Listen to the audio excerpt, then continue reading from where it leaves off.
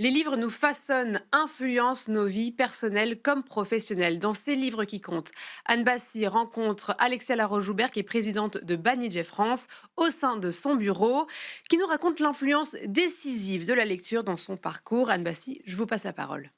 Merci Sybille, bienvenue dans ces livres qui comptent. Bonjour Alexia Laroche-Joubert. Bonjour Anne. Alors on est là aujourd'hui pour parler des livres qui ont compté dans votre enfance, pendant votre adolescence, en tant qu'adulte, les livres qui vous ont marqué, qui ont nourri votre créativité, qui vous ont parfois peut-être aidé à prendre des décisions, voire qui ont changé votre regard sur le monde. Moi j'ai pris des notes, hein, je le montre, parce que c'est tellement important pour moi la lecture que je voulais montrer un petit peu comment les livres m'ont accompagné dans plein de sujets. Alors je reviens un instant sur votre parcours. Vous avez fait des études de droit. Vous avez ensuite tout de suite commencé dans les médias, la production. Vous avez produit des séries cultes que tout le monde connaît, je ne les cite même plus. Et aujourd'hui, vous êtes présidente de Banijay France. Vous adorez lire et vous lisez beaucoup.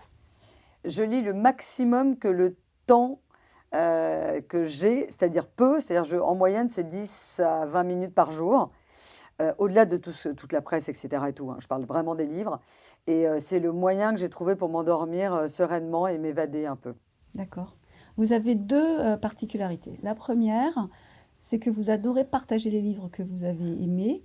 Et vous le faites régulièrement, vous offrez, vous mettez à disposition en bas de votre immeuble les livres que vous avez aimés pour que les gens de l'immeuble puissent aussi partager ça. Ouais, ça c'est un truc super. En fait, quand on avait une sorte de petite étagère au-dessus du radiateur, que je trouvais assez triste, et je me suis dit, bah tiens, je vais mettre des livres.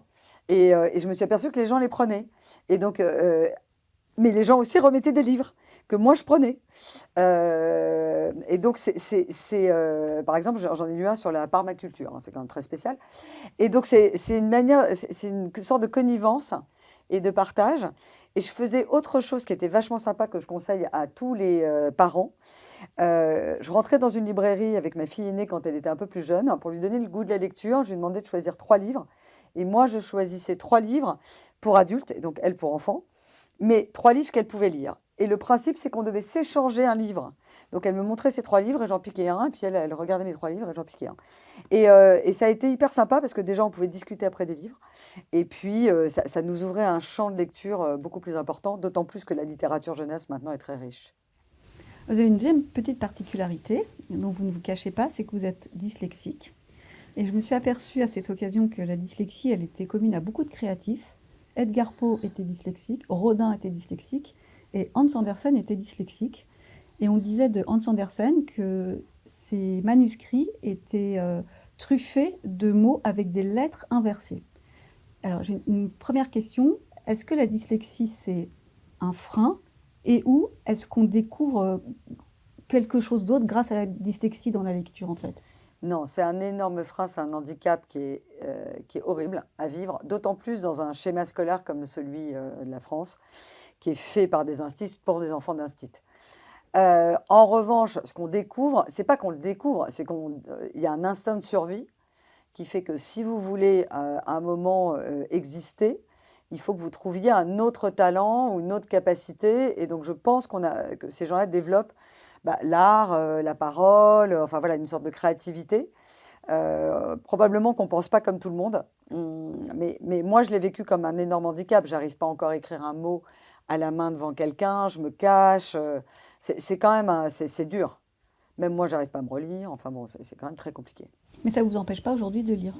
Non, mais la lecture m'a pas réglé le problème. Parce que les profs disent toujours, mais t'as qu'à lire et t'apprendras les mots. Et je ne comprends pas, ça n'imprime pas. Donc je lis, mais ça ne résout pas mon problème. D'accord. Alors, si on parle d'un livre qui vous a particulièrement marqué, qui vous a aidé, quelle que soit la période de votre vie, ça serait lequel?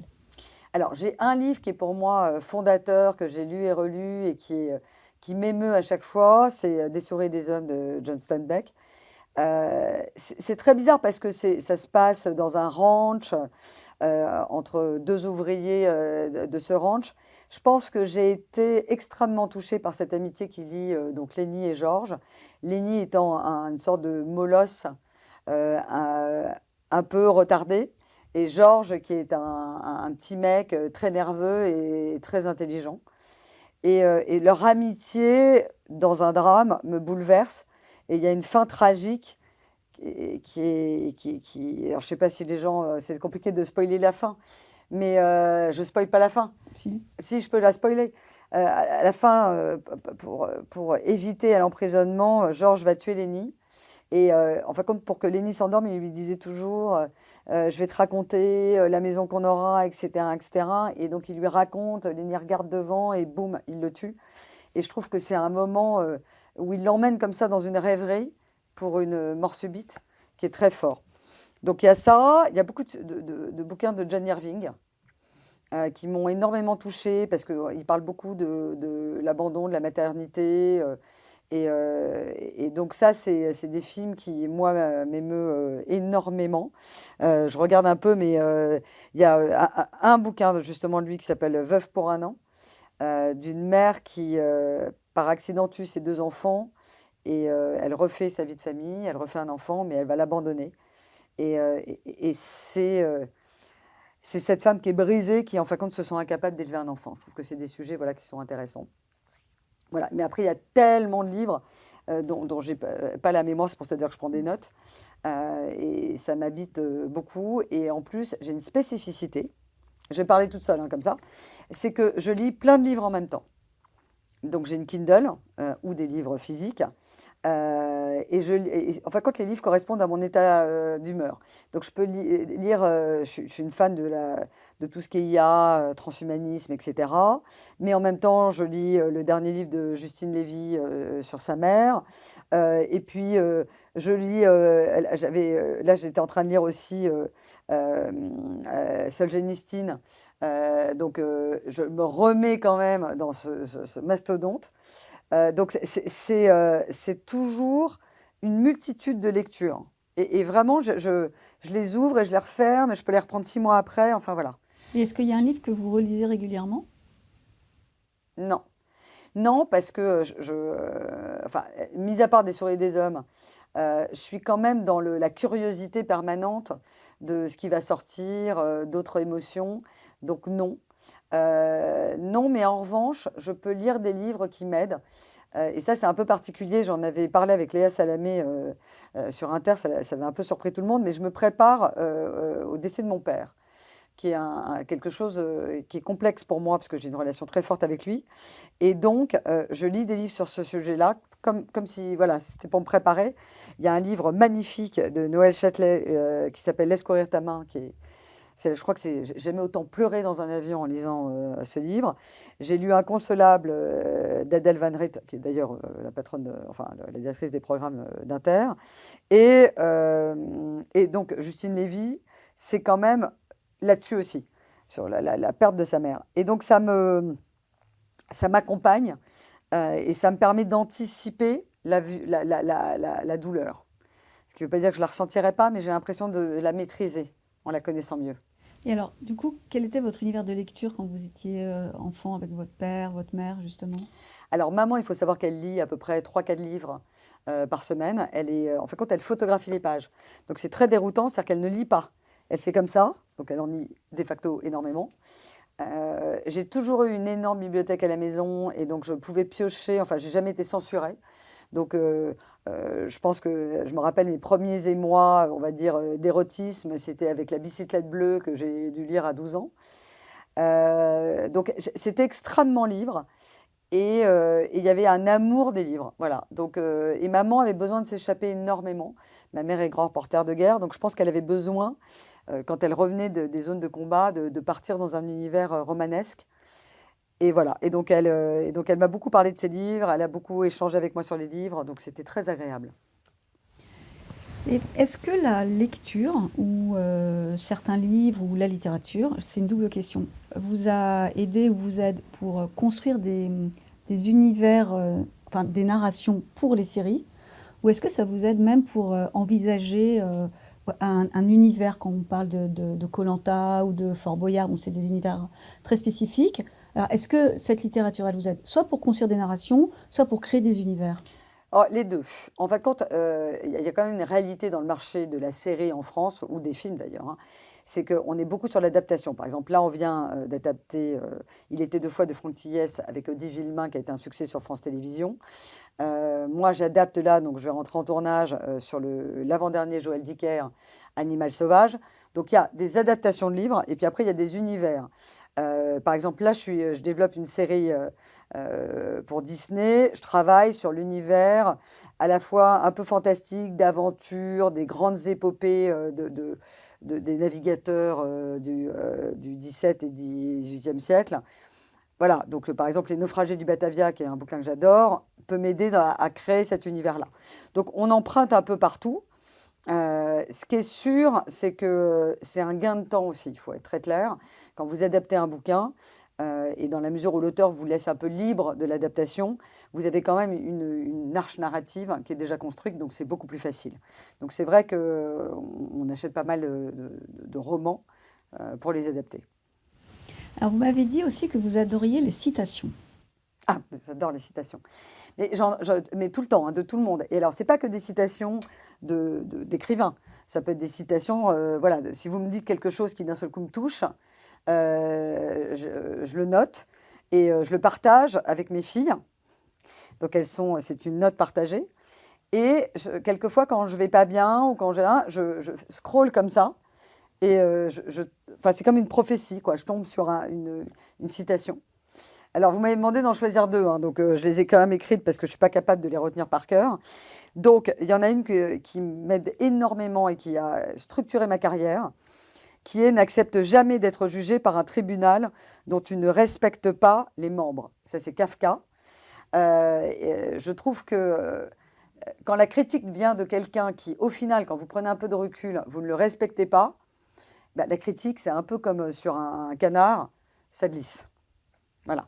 Donc ça, c'est important. Et il y en a une deuxième que j'ai adorée, pour le coup, c'est Tony Parker, qui l'a dit dans une émission de télévision.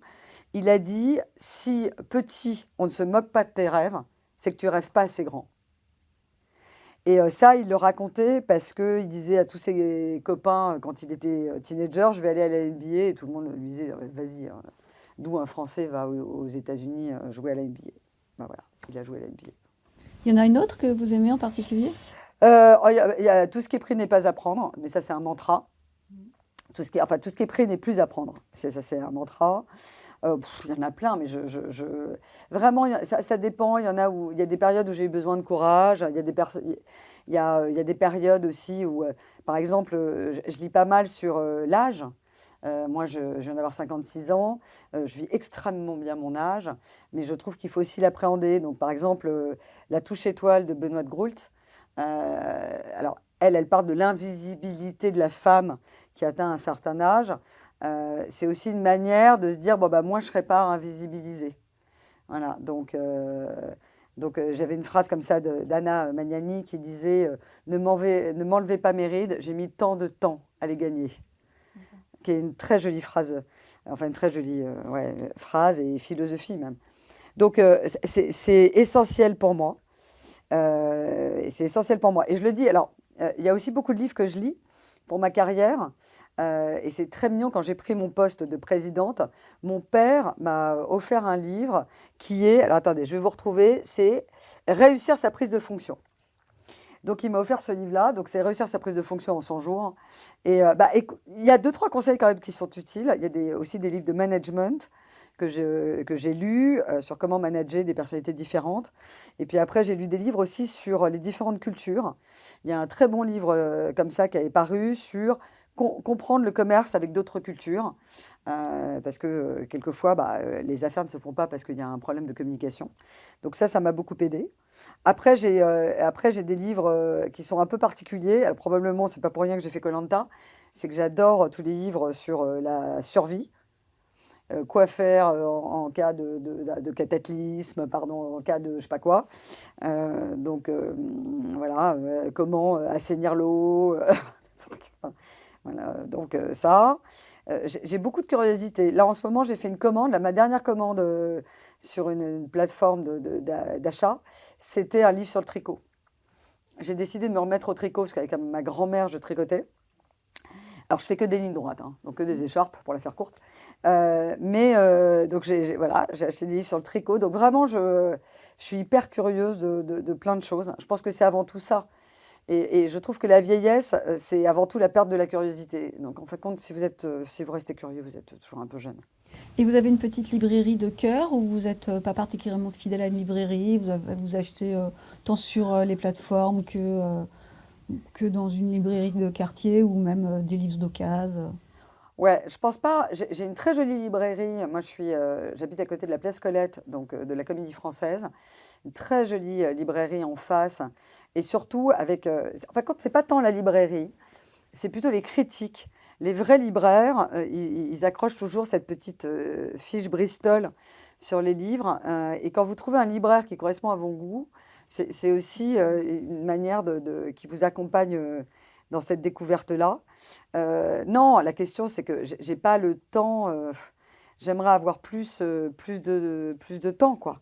Et ça me manque. Et est-ce que vous alliez en bibliothèque quand vous étiez enfant? J'ai emmené ma fille en bibliothèque à l'île de Ré. Il y avait une bibliothèque, parce qu'il y avait pas, il y avait un bouquiniste qui était dingue, qui archivait des centaines de bouquins, etc., aux portes en Ré. Et il trouvait n'importe quoi. Si, c'était marrant, c'était un lieu où il y avait pas mal de bouquins en fin de compte. Donc moi, est-ce que j'ai la bibliothèque? J'ai une scolarité un peu particulière, qui était une scolarité dans une école expérimentale. C'était pas la méthode Montessori, mais encore plus expérimentale que Montessori. Et on n'avait pas, en fait, quand on pouvait changer de classe et on n'avait pas de mur. Donc toutes les classes et tous les niveaux étaient mélangés. Et là, il y avait une grande bibliothèque. Et donc là, oui, donc on avait même le droit de ne pas aller assister aux cours. Donc je crois que j'étais assez souvent à la bibliothèque ou en cours de récré. D'accord. C'est vrai qu'on est une génération, on a été beaucoup en bibliothèque et la génération d'aujourd'hui, il va beaucoup moins. Or, c'est un lieu de partage aussi, c'est un lieu où on rencontre des gens, c'est un lieu de calme. Alors, c'est un peu moins le monde d'aujourd'hui, mais nous, on a beaucoup connu ça. Ouais, alors après, moi, ma fille, par exemple, mes deux filles vont énormément à la bibliothèque, mais pour leurs études. Ouais, Et pour puis surtout, travailler. ouais, pour travailler. Et puis les bibliothèques, c'est un environnement, il y a des bibliothèques qui sont magnifiques. Mais en revanche, aller chercher des livres, non, je crois pas. Enfin, en tout cas, je crois pas. Il y a un bouquin que j'ai adoré, que je conseille. C'est Arcadie d'Emmanuel Bayamak Tam. Et Arcadie, c'est sur l'histoire d'une petite fille qui est dans une secte. Et c'est son rapport aux sectes et même à la sexualité, la liberté de cette secte, qui change, enfin, qui prend un point de vue tellement différent de la vision qu'on a des sectes. Et j'ai trouvé ça très bien. Et elle se met dans la tête de cette petite fille, ce qui n'est pas toujours évident, voilà, d'écrire à la première personne avec l'âge de 13-14 ans. Et c'est vraiment bien. Voilà, donc c'est ça. Merci Alexia. Merci. Merci Anne Bastille pour cet échange inspirant. Et tout de suite, on va apprendre à faire des mocktails pour terminer ce Dry January en beauté. C'est bouche bée.